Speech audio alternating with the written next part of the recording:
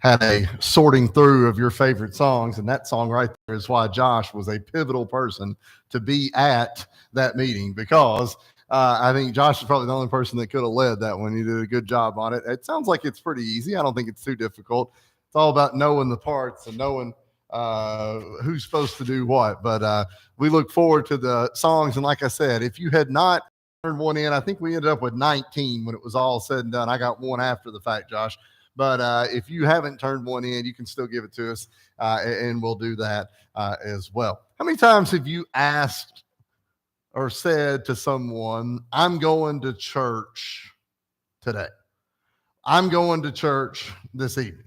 How many times have you maybe said to someone, would you like to come to church with me? We use that word church in a lot of different ways. We will use the word church as the Bible described it as God's kingdom here on earth, right? But we also use the word church to describe us and fellow Christians, and we're part of the church. But we can even also talk about it as sort of a gathering of people. So we say, I'm going to church tonight at 6 as a gathering sort of a people. We even use the word church to describe a building. And I'm not here to describe or to debate these and what should be used. That's not what it is. But the word church is used in a lot of different descriptors. But the question is, and what we're going to be talking about today, and what we're going to talk about on the first Sunday of each month, every month this year as a plan, is a set of lessons that I am calling setting the church in order.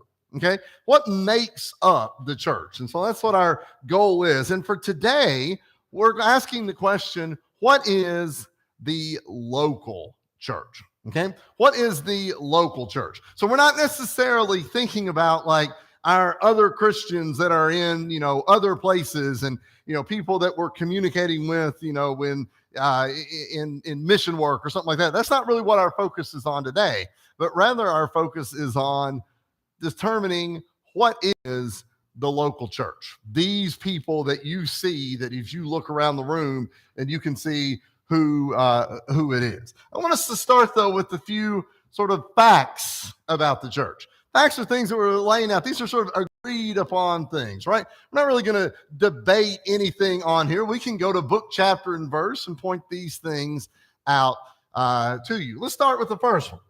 Jesus, we know, was the founder of the church. Now, we can use that word church as all encompassing, the one that you're in as a local church, but also any Christian that we would come in contact that we know of. In Matthew chapter 16 and verse 18, do we remember what Jesus said to Peter? He said, I also say to you that you are Peter, and on this rock, Peter had just confessed that Jesus was the Son of God. On this rock, I will build my church, and the gates of Hades shall not prevail against this. The key word right there, Jesus had said, upon this rock, I will build my church. My means possession of, that you own something. If I were to say, come to my house, you know where you're supposed to go. Or if we were to say to, come to my place of work. Well, Jesus says, I will build my church. So we may be members of the church, we may be part of the kingdom, but the church does not belong to us. I see that sometimes people misuse that term a whole lot. They say that this is so-and-so's church. Josh and I talked about this a few weeks ago, and he said like this church, but everybody just referred to it as the preacher's church. Well, it's not the preacher's church. If I fall over tonight dead, somebody else comes in for me. It's not mine. Now, people may be associated with it. I would say there's a lot of people in Stanford that when they hear Stanford Church of Christ, they think of Virgil and Catherine. I'm sure they do, but that's because of the effort and the time and the work that they gave to this church. And that's the same at every other organization that there is. But Jesus is the founder of the church. Not only is he the founder, Jesus is also the head of the church. Ephesians 1:22 says that he put all things under his feet and gave him to be head over all things to the church. Jesus was not only the founder, but also the head of the church. Jesus is the head of it. The church is given a name. We read that in Romans chapter 16 and verse 16. It reads that the churches of Christ greet, your Bible may say, or salute, depending on what version you have, salute you. These are facts. These are things that we're citing from the scriptures. The church is required to do a handful of things. We're required to sing when we come together. We've already done that. We read that in Ephesians chapter 5 and verse 19. We're required to pray each time that we come together. We're required to teach, and hopefully that's what's happening right here. We're required to partake in communion, which we did just a moment ago. 1 Corinthians 11, we can read that. We're also required to give of our means. These are requirements that are asked of the local church. The church's primary mission, though, as you can see there at the bottom, is to save souls. And that's our mission here, and that's the mission of those that might be meeting somewhere else as today as well. But these are facts about the church. But what I want to think about is what the local church is. If we agree that the first slide is things that we can all know have to be there, then I want to think about what is the local church? What is this gathering of 30 to 40 some odd people each week? And what is our task? What are we to do? Because that's what we're looking for. We're going to think about some spiritual characteristics of a local church. We know what a characteristic is, right? Characteristics, things that describe someone. And you know people that have some good characteristics, and we know people that have some bad characteristics, right? Well, I think that the church would be very similar to that. There are some characteristics of a local church that might be good, and there are some characteristics of a local church that might be bad. It's our responsibility that if we have some positive characteristics and some negative characteristics, is to fix those negatives. And so as we roll through this, as we look this morning at the characteristics of the local church, I want us to consider, what are we doing well and what do we need to improve upon?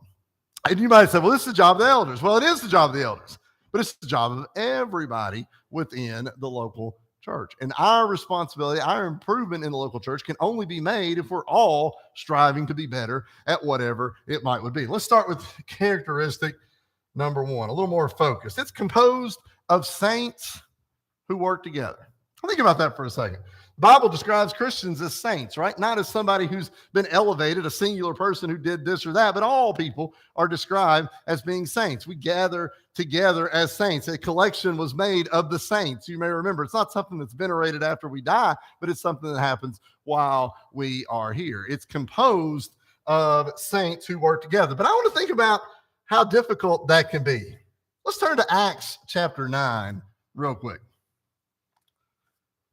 This is when Saul comes to Jerusalem. Go to Acts chapter 9. I believe we'll start in verse 26 right there. Acts chapter 9, verse 26. Now, this is after Saul had been converted on the road to Damascus. This is after he had went into Damascus and Ananias had baptized him. But Saul was not necessarily a beloved figure in the Christian community. What had Paul done? Or excuse me, what had Saul done, right? He had almost taken joy. He had gloried in punishing Christians. And so now we're going to see, starting in Acts chapter 9 and verse 26, Saul comes to Jerusalem. Follow along here with me. And when Saul had came to Jerusalem, he tried to join the disciples, but they were all afraid of him and did not believe that he was a disciple. Verse 27. But Barnabas took him and brought him to the apostles. And he declared to them how he had seen the Lord on the road and that he had spoken to him and how he had preached boldly at Damascus in the name of Jesus. So he was with them at Jerusalem, coming in and going out. I want us to think about that for a second, because the people that were Christians there, or well, they wouldn't call it Christians at the time, but those people that were disciples there, that when they hear that Saul is coming, imagine what's going through their head right there. Well, we're basically just inviting, the fox into the hen house here, right? We're bringing him in. He's going to destroy us, and we're opening the door to let him come in. I can understand why they would have said that. But the local church was afraid of him. But what Barnabas does then is he kind of pulls him aside. He takes him to see the apostles. He sort of confirms the story, as it were. Do you think there were people that were in that meeting, even after they had it confirmed, that were still a little bit nervous about Saul? You know that they would have been a little bit nervous about him because his reputation had preceded him. Here's the thing about the local church. Sometimes people's reputations will precede them in the local church. Sometimes people may not necessarily see eye to eye in the local church. Sometimes we may disagree with people in the local church. But notice the role that was played there by Barnabas. He sort of smooth things over with them, right? Because if we said, nah, we're closing the door to anybody who's got a questionable past, we're closing the door to anybody who maybe in the past has done some things, pretty soon the building's going to be empty.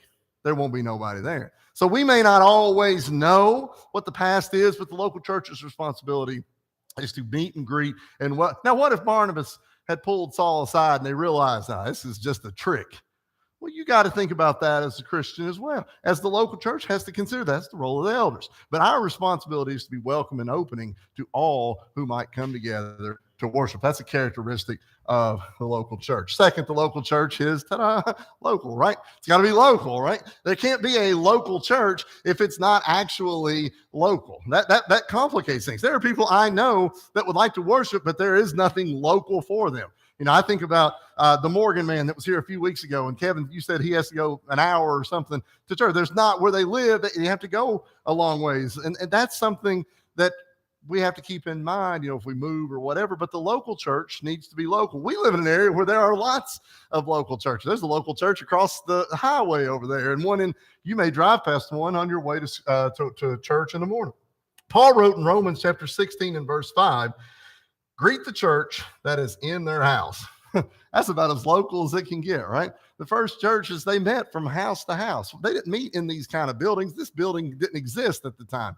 The idea of a building like this may not have existed, but it also tells you they were small. Why do people like local?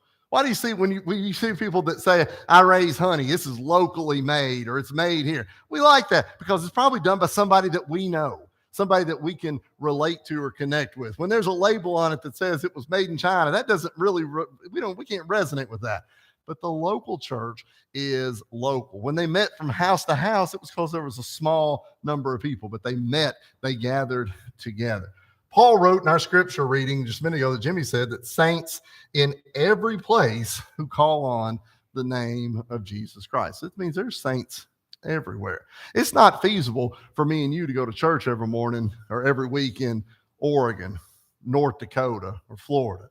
But it's feasible for us to come together with the saints right here every time. And we can build off of what we have right here, this local congregation. Now, local church assembles regularly. We mentioned Saul and how Barnabas worked as something of kind of a middleman for him. If you're still in Acts 9, turn over to Acts chapter 11. Acts chapter 11, verses 25 and 26. This is, we're a couple chapters on. We've moved on just a little bit. Acts 11, 25 and 26. Then Barnabas departed for Tarsus to seek Saul. And when he found him, he brought him to Antioch.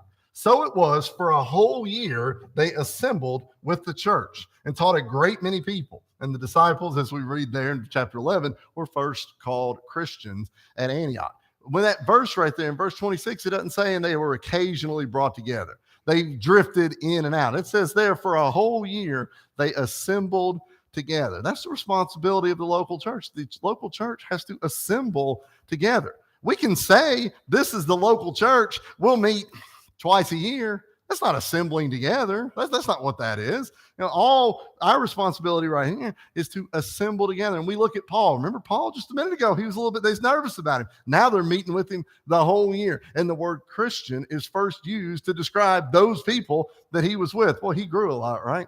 How much can we grow in that same manner? What else about the local church? The local church functions collectively. We don't always like to function collectively, do we?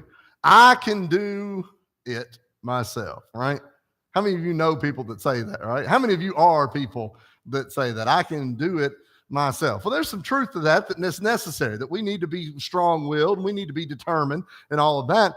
But what if the church doesn't function collectively as a group? What if the church is, I can do it myself? Well, there's 35, 40 people in here. That means there's 30 or 40, I can. Well, the problem is the way that I can do it and the way that you can do it are probably different, right? And if I do it my way and you do it your way, what's going to happen to the church? It's going to split, right? And if you think about something that's split in two, that's difficult. What if it's split into 3, 8, 16, 32? That's a lot of different splitting, right? The church's responsibility is to function collectively. 1 Corinthians chapter 16, verses 1 and 2, we read, "Now concerning the collection for the saints, as I have given orders to the churches of Galatia, so you must do also.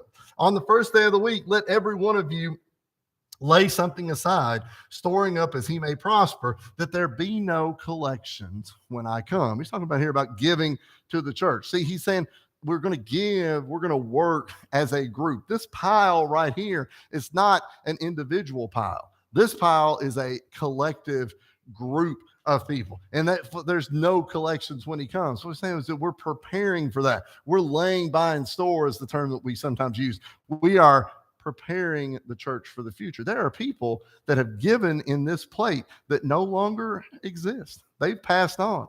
But that laid up, what they've done in the past has allowed this local church to continue to exist right now. It was because of them. And it might have been a dime or a quarter. I'd say you can look at some of these numbers from 100 years ago, and they're pretty small up there. But it kept the lights on, didn't it? It kept the group going. And that's what we're doing right now, because I don't know how long I'm going to live, but I hope the church locally here is lasting when I'm gone.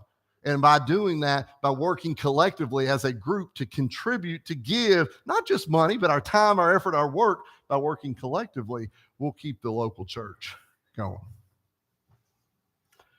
Local church needs to be organized. Now, I've got lessons coming for this a little bit later, so I'm not going to spend a ton of time on it, but the church needs to have elders. Church needs to have deacons.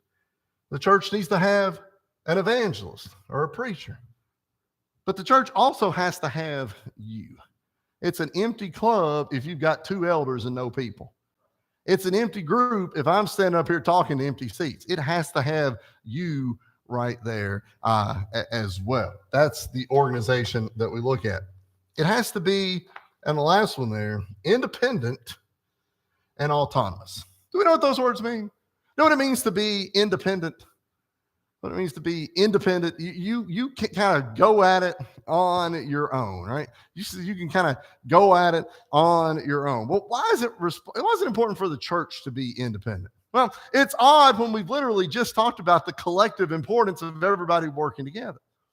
But the church's responsibility, the church is required to be independent and autonomous, meaning that we're not operated by some other group. Because here's the thing, we have 35, 40 people. I guarantee you, all of you are familiar with churches that are local churches that are bigger than this one, right? And in a lot of ways, we might say, well, just let that bigger church sort of run things a little bit, right? You know, there's a couple hundred people that go to church in Richmond. You know, there's 60, 65 that go to church in Lancaster. They're both bigger than us. Let them, they can sort of run things here. Well, that's not what the church, it's not a numbers game. It's not asking or not telling a larger group to dictate what happens here. I'm sure the people at Richmond this morning hope that things go well at the church in Stanford, but they're not here. They don't live in this community. The church is independent and the church is autonomous because it's made up of people who are in this community. Whenever you all mention the name of sick people, every single time somebody mentions somebody sick, I see about half the heads turn and say, oh, I didn't know that. Because we know these people, right? If we were to read the list of people that are sick at Richmond this morning, any of you would know any of them. Probably not, right? But we're connected right here. We can't hardly start class on Wednesday night because we got to tell all the news that we have. But that's what the local church does. That's what we come together for. We're trying to help each other. It bothers us when we know of people that are in our congregation, people that we come together with, people that are in our community that are sick, that are unable to be with us. The church's independence and autonomy takes away this sort of outside governance that just looks down and says, do this, do this, do this. Our do this comes from the elders who are sitting in the 3rd and the 6th row. You can go talk to them right now. You can tell me to be quiet and go talk to them right now. That's where the authority within the local church comes from. 1 Peter 5 verses 1 and 2 said, the elders who are among you I exhort. I who am a fellow elder and a witness of the sufferings of Christ and also a partaker of the glory that will be revealed. Shepherd the flock of God, which is among you, serving as overseers, not by compulsion, but willingly, not for dishonest gain, but eagerly. Sometimes when you get the leadership, they get a little farther away. It's not so much they're worried about what you are doing, but they kind of want to make sure the money's still coming in, right? I was watching the other night, and they were doing it. They've been, if you've seen anything on the news, they've been trying to figure out who's going to be the Speaker of the House, and it took 15 votes. And I was watching that the other night just because it was kind of humorous to me, watching it, and I thought, wonder how many of those people, when the last time they was in their actual home state was. November the 8th or whatever day the election was. They kind of want you to send them up there, but they don't really want to talk to you much more beyond that a lot of times. Well, if we're not careful, if we let the local church not be autonomous, if it's this sort of umbrella organization, we got somebody high ranking that's never here, are they going to be as concerned as what Peter talked about there in 1 Peter 5? Not at all. The responsibility of the elders is to shepherd and oversee the local church, not out of a desire for any kind of gain, but the desire that you have a gain when this life is over, that your soul winds up in heaven. And here's the thing that's complicated about that. The shepherds, the elders, are responsible for that. They have to give an answer for you. For you. I don't know that they want to answer about people that live 100 miles away and are going somewhere else. They can't know that. They know you. They are responsible for guiding you. So what's the local church? Well, hopefully we've been able to figure out a few things that we would describe the local church as. Okay? But I'm going to take this, and I will not claim to have this. I got this lifted from an article that I read, but I think it works really well. The local church is a group of Christians in a given locality who agree to worship regularly and to do the Lord's work collectively through the use of pooled resources as an organized, functional body independent of all other organizations, human and divine. Simple enough. We are the local church.